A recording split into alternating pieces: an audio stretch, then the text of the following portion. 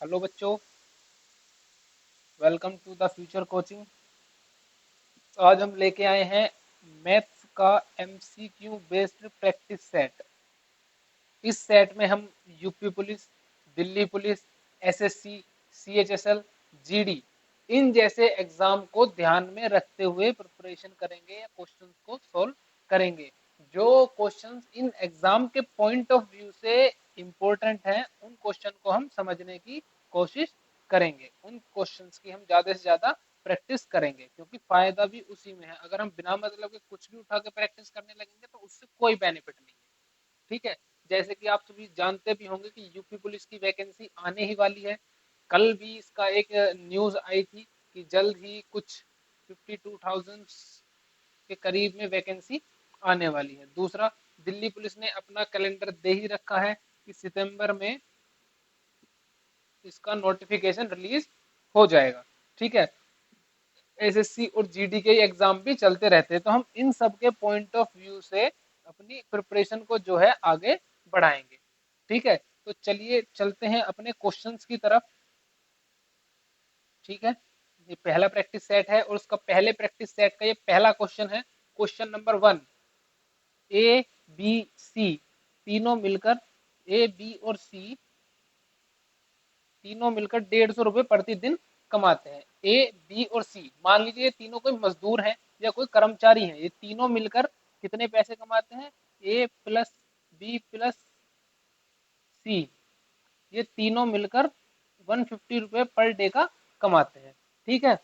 जबकि ए प्लस सी, लेकिन जो ए और प्लस सी हैं वो दोनों अगर एक साथ काम करते हैं तो वो 95 कमाते हैं। ठीक है।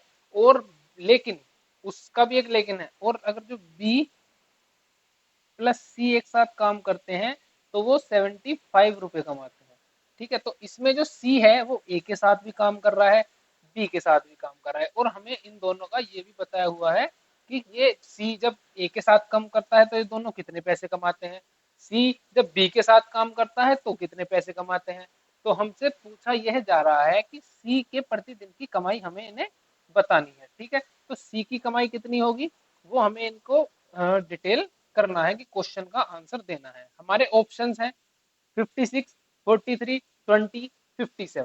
बेटा अब कोशिश ये क्या करें कि क्वेश्चन साथ साथ करने की कोशिश करें, क्योंकि यहाँ पर कोई पढ़ाने वाली क्लास तो है नहीं, ये प्रैक्टिस क्लास है। ठीक है। तो कोशिश क्या करें, आप कमेंट में आंसर जरूर करें। ठीक है। ज्यादा से ज्यादा कोशिश करें कि कमेंट में आंसर आपका जरूर आए। ठीक है। चलिए इस क्वेश्चन की तरफ बढ़ते हैं, आ जाते हैं वापस क्वेश्चन पर ही। तो हमें क्या दिया हुआ है? हमें दिया हुआ है ए प्लस बी प्लस सी कितना है हमारा 150। ठीक है।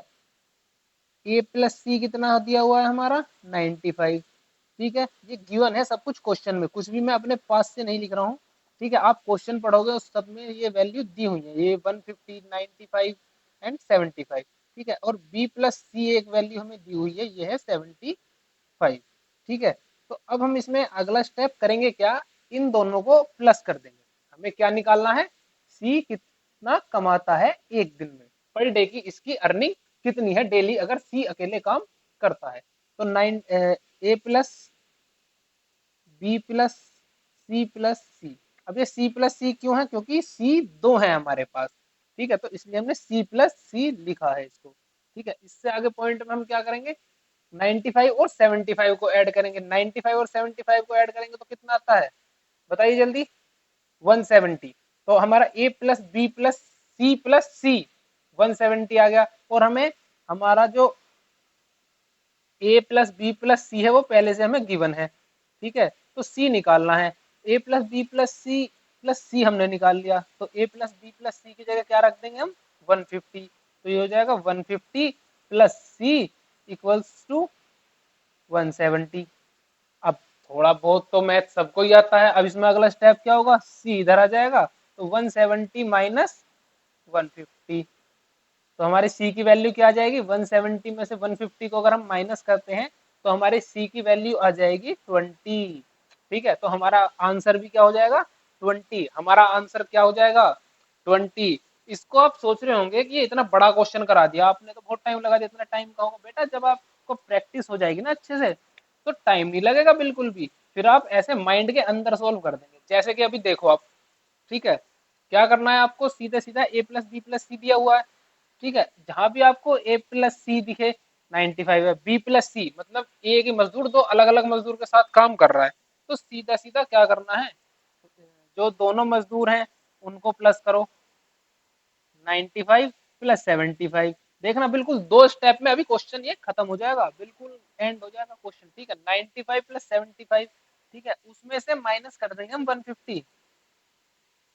किसी भी क्वेश्चन है, जो ऐसा क्वेश्चन दिखे उसमें आपको यही करना है, ठीक है। अब 95 और 75 भी पीछे जोड़ा है हमने, कितना होता है 170, 170 में से 150 गए 20, ऑब्वियसली बात है आंसर आ गया। 3 स्टेप, 2 स्टेप है, तीसरा तो आंसर है हमारा, ठीक है।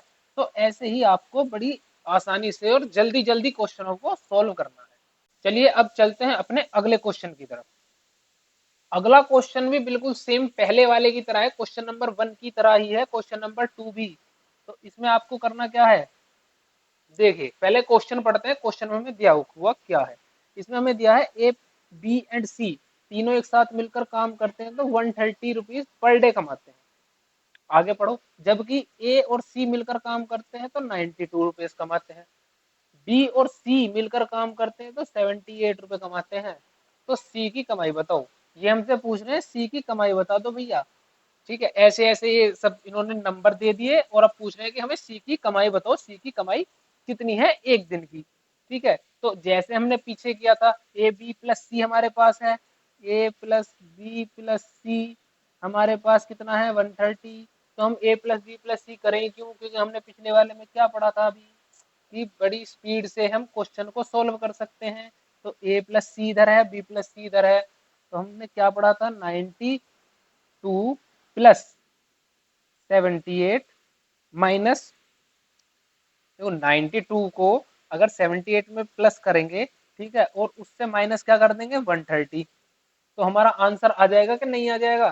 प्लस करो इनको जल्दी से, 8 8 और 2 0 1 9 170, 170 में से हमारा 130 माइनस होगा तो कितना आ जाएगा 40।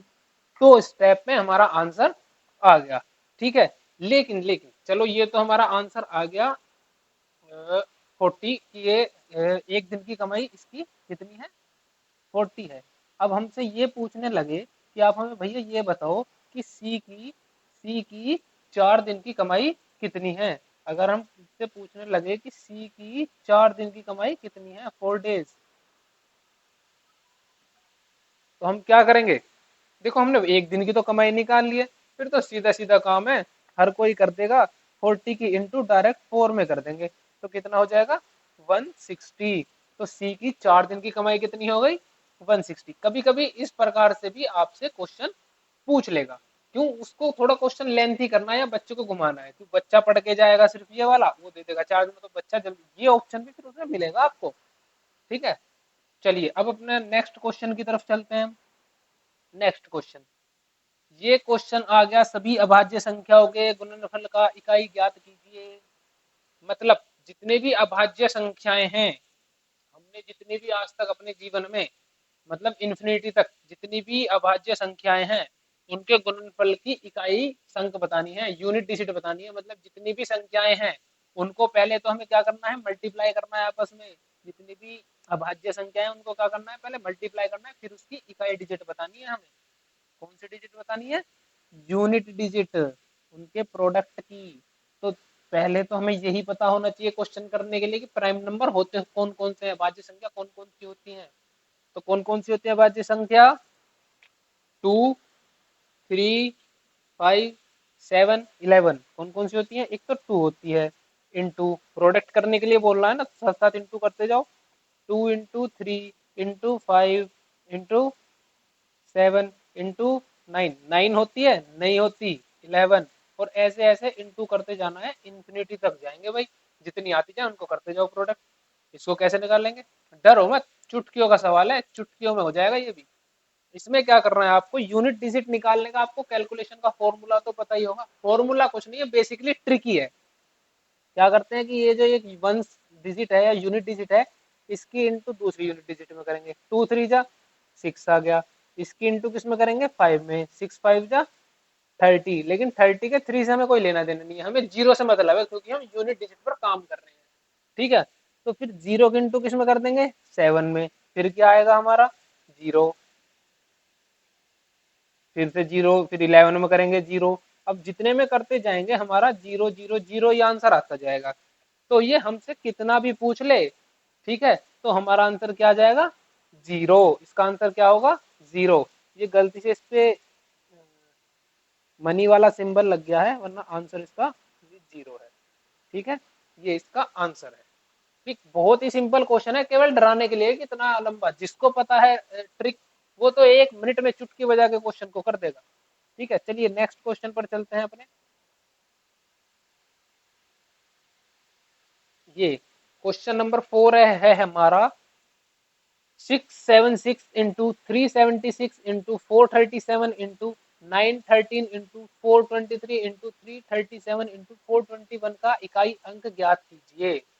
इसका हमें इन सबको कैलकुलेट करना है, इंटू करना है और इकाई अंक बताना है। बिल्कुल बता देंगे, अभी पीछे हमने एक सवाल करके आए हैं, अभी एकदम बता देंगे क्या है हमारा इकाई अंक। चलिए करते हैं इस क्वेश्चन को भी बड़ी फुर्ती के साथ। तो 6 की इंटू हम 6 में करेंगे, हमें इनसे कोई मतलब नहीं है, ये जो आगे नंबर है हमारा मतलब किससे है, बस यूनिट डिजिट से। तो 6 की इंटू 6 में करेंगे तो क्या मिलेगा हमें 36, तो 36 के 3 से कोई मतलब नहीं, 6 आ गया। अब 6 की इंटू 7 में करेंगे तो क्या मिलेगा हमें 42, 4 से कोई मतलब नहीं, 2 आ गया। 2 की इंटू 3 में करेंगे 6 मिल गया, 6 की इंटू 3 में करेंगे 8 मिल गया, 8 की इंटू 7 में करेंगे 56 से 5 का कोई मतलब नहीं, हमें 6 चाहिए।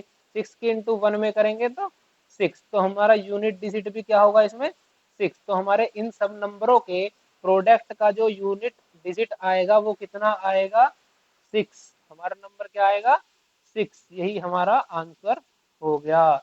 बताइए, एक एक चुटकियों वाले सवाल हैं, तो एक एक मिनट में सवाल हो जाएंगे, सवाल को देख के डरने की आवश्यकता नहीं है। अब ये क्वेश्चन भी यूनिट डिजिट का ही है, यूनिटरी नंबर का ही है ये क्वेश्चन भी। इसको कैसे करेंगे, ये तो भाई अब कहाँ तक लिखे जाएंगे 12087 इंटू 12087, ये तो लिखते लिखते हम ही पागल हो जाएंगे, पहले तो लिखने में हमारा तो सारा पेपर ही निकल जाएगा। तो चिंता मत करो, इसकी भी ट्रिक बताऊंगा। देखो हमें मतलब किससे होना चाहिए यूनिट डिजिट, क्योंकि ये इकाई अंक की पूछ रहा है कि संख्या 12087 की पावर 155 के इकाई स्थान पर कौन सा अंक आएगा। इकाई बताना है तो हमें इकाई से ही मतलब रखना है, इससे हमारा कोई मतलब नहीं होगा, इससे हमारा कोई मतलब नहीं होगा। ठीक है, इससे कोई मतलब नहीं है हमारा। तो हमारा मतलब किससे है 7 से, और 7 की पावर कितनी दे रखी है 155। अब 155 में भी ये ट्रिक है कि 1 से हमारा कोई मतलब नहीं है, मतलब हमारा पड़ेगा सिर्फ 55 से। तो हमारी रियल जो वैल्यू है जिसको हमें कैलकुलेट करना है इकाई अंक ढूंढने के लिए वो है 7 की पावर 55। अब जो भी काम करना है हमें 55 में करना है। अब 55 को भी आप ये बोलोगे कि कहाँ तक लिखेंगे इसे, डरो मत, इसे हम डायरेक्टली 4 से डिवाइड कर देंगे। जब 4 से डिवाइड करेंगे इसको तो हमारा इसमें जो रिमाइंडर बचेगा वो देखना है हमें, इसे डिवाइड करने के बाद रिमाइंडर हमारा 3 बचेगा। देखो कैसे बचेगा, ये 55 आ गया इधर, ठीक है, 4 से डिवाइड करना है, 4 वन जा 4, 1 5, 4 3 जा 12, तो कितना रिमाइंडर बच गया 3 बच गया कि नहीं बच गया।